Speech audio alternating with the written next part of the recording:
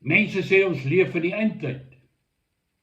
Wel, die rooi ligte flikker vir die kerk van ons dag, die eindtyd kerk.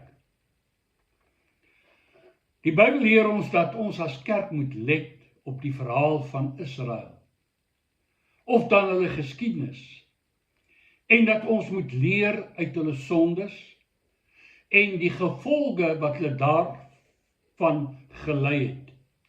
En dat ons as gelowiges gewaarsku moet wees, dat ons nie in hulle voetspore volg, en God mishaag nie, sodat ons nie onder dieselfde tipe oordeel kom nie. 1 Korintiërs 10:11 lees so: Maar al hierdie dinge het hulle oorgekom as voorbeelde en is opgeskrywe as 'n waarskuwing aan ons op wie die eindes van die eeue gekom het. Nou, waarskuwing nommer 1 kom uitdruklik en duidelik aan ons, en so ook al die ander, as mense wat die genade van God in en deur Jesus Christus gesmaak het, ingedrink het, verlossing uit sonde en slawerny ervaar het, en net soos Israel van ouds verlos is. En dan word duidelik gestel, dat soos God in die meeste van hulle geen welgevalle gehad het nie, en as gevolg daarvan hulle in die woestyn neergeslaan het, voordat hulle die beloofde land bereik het, ons ook so God kan mishaag, en deur hom verwerp kan word. En ons word dan eerstens gewaarsku, om nie soos hulle begeerig te wees na slegte dinge nie. 1 Korintiërs 10 vers 6. Die slegte dinge wat Israel begeer het na hulle uittog uit Egipte land, was die plesiertjies wat hulle in hulle slawerny in Egipte wel geniet het. In die Nuwe Testamentiese konteks kan dit sekerlik gesien word in die woorde van 1 Johannes 2 vers 15, wanneer Johannes sê, moet nie die wêreld lief hê, of die dinge wat in die wêreld is nie. As iemand die wêreld lief het, is die liefde van die Vader nie in hom nie. Want alles wat uit die wêreld is, naamlik die begeerlikheid van die vlees, en die begeerlikheid van die oë, en die grootsheid van die lewe, is nie uit die Vader nie, maar is uit die wêreld, en die wêreld gaan verby, en sy begeerlikheid. Maar hy wat die wil van die Vader doen, bly vir ewig. Eerstens word ons gewaarsku rakende ons begeertes. Begeertes na die dinge van hierdie wêreld. Dit wat vir ons plesier, bevrediging en erkenning of status kan gee. Dinge wat ons ego en emosies en liggaam kan bevredig. Ons moet verstaan dat God vir Israel in die woestyn voorsiening gemaak het. Dat hy in al hulle behoeftes voorsien het. Maar hulle wou ook Egipte se plesiertjies geniet. En het verlang daarna. Gevra daarna. God weet wat ons nodig het. En hy sal voorsien, as ons hom eerste plaas, het Jesus gesê. En ons verstaan dat versoeking is die opwekking van God gegewe begeertes. Maar om verder te gaan as God gegewe grense.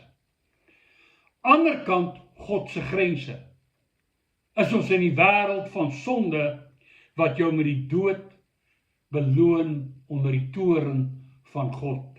Romeine 6:23. Die dinge wat die wêreld voortdurend deur die duiwel gebruik word om ons te versoek en te verlei, is die volgende soos iemand dit gestel het. Die grootste trekkrag van sonde lê in seks, geld en mag. Ons soek plesier. Lekker. Fun.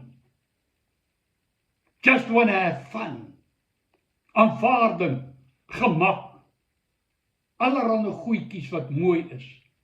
Ons wil erken word, aanvaar word, inwees, populêr wees, beroemd wees, chill. Ons wil sien, proe, ervaar. En as jy mooi gaan kyk, sal jy merk dis alles net 'n gejaag na wind. En dit maak jou bloot 'n soeker wat nooit vind nie. En nog erger, maak jou net 'n pion in die hande van die duiwel en slegte mense. Maak jou verslaafde, 'n oppervlakkige mens wat uiteindelik geen ware vreugde en vervulling vind nie. Baie lawaai met min inhoud. En dan begin jy luister na programme soos Wie is ek? Omdat jy nie weet nie. Jy weet nie wat soek jy hier nie. Jy weet nie waaroor gaan jou lewe nie. Of jy boer by die sielkundige en leef van antidepressante. Kyk net rond. En jy sien om jou onvergenoegdheid. Mense so skape sonder 'n herder, wat dwaal van kroeg tot kroeg, partytjie tot partytjie, casino tot casino, op en af jaag na plesier en nêrens regtig iets standhoudend vind nie. Die dinge van die wêreld is die goed wat die valse profete en leraars voortdurend gebruik om ons te versoek, te mislei en te beroof. En een daarvan is rykdom. Om ryk te wees is sekerlik nie 'n sonde nie. Gegeewe dit op 'n wettige en eerlike manier bekom word deur harde werk en die seën van die Here. Maar Paulus waarsku egter vir Timoteus in 1 Timoteus 6 vers 9 dat die wat ryk wil word, en dit impliseer mense wat verkryging van rykdom as lewensdoel stel, val in versoeking en strikke en baie dwaase en skandelike begeerlikhede wat mense laat wegsink in verderf en in ondergang. U sien, saam met rykdom kom die bekostigbaarheid van baie plesiere. Rykdom bring ook status, of die grootsheid van die lewe, wat Johannes sê, wat nie uit die Vader uit is nie.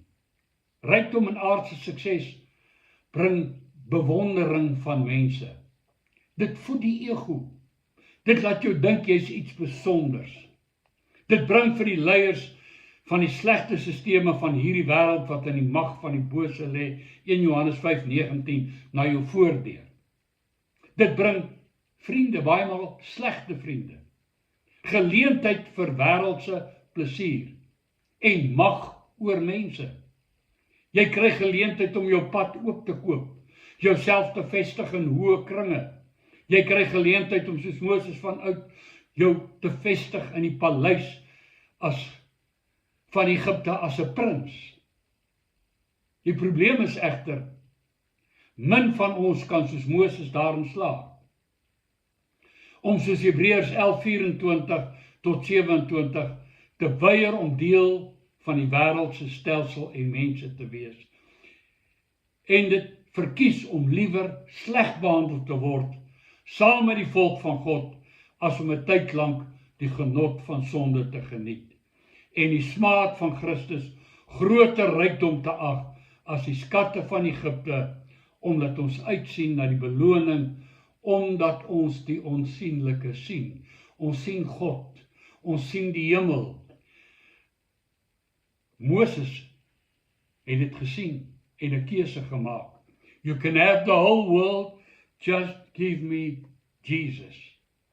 En hier moet ek nou my hoed afhaal vir twee hoogs gekwalifiseerde mense wat hulle uiters lonende professionele beroepe verlaat het, omdat daardie beroepe leuns en bedrog van hulle vereis het.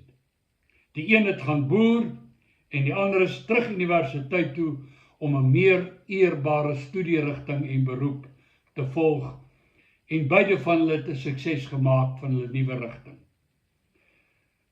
Die slegte begeertes is almal vleeslik en wil anderkant God se grense gaan kuier en woon. Of dit nou mag, status, rykdom, erkenning, seks, alkohol, losbandigheid, luiheid, egoïsme, gemaksug, selfsug of van watter ook al aard ook al is. Feit bly, dit mishaag God, wat wil dat ons in die gees sal wandel en die werke van die vlees moet kruisig. Eerbaar moet lewe, op die regte manier onsself versorg, ons gesin versorg, sonder om weggevoer te word deur allerlei begeertes na ander kant God se grense. Ons moet dus gewaarsku wees. Ons wat aan die eindtyd leef, die tyd waarin hedonisme of dan die gejaag na plesier, geld, mag, status en erkenning botoon voer en as die sin van die lewe beskou word. 'n Tyd waarin daar 'n sterk verdraagsaamheid en aanvaarding en selfs promovering daarvan in die kerke is. Ons moet kennis neem dat in teenstelling met die gees van die tyd, die Here van ons verwag, soos geskrywe staan in 2 Korintiërs 6 vers 17 en 18. Daarom gaan uit onder hulle uit en sonder julle afspreek die Here en raak nie aan wat onrein is nie. En ek sal julle aanneem en ek sal vir julle Vader wees en julle sal vir my seuns en dogters wees, spreek die Here. Hier is die kentekens waaraan jy jouself kan meet ten opsigte van die waarskuwing teen die slegte begeertes. 1 Petrus 4 vers 4. Hy sê daarom vind hulle, die wêreldse mense, dit vreemd as julle nie saamloop in dieselfde uitgieting van losbandigheid nie en hulle laster. As die wêreldse mense jou nie vreemd vind, as gevolg van jou taal, gebruik, jou gedrag, jou waardes, jou norm en lewenstyl, moet jy die waarskuwing ernstig benader, want dan is jy een van hulle en jy behaag God nie. Ons kyk volgende week na die volgende waarskuwing as Eindtyd Kerk.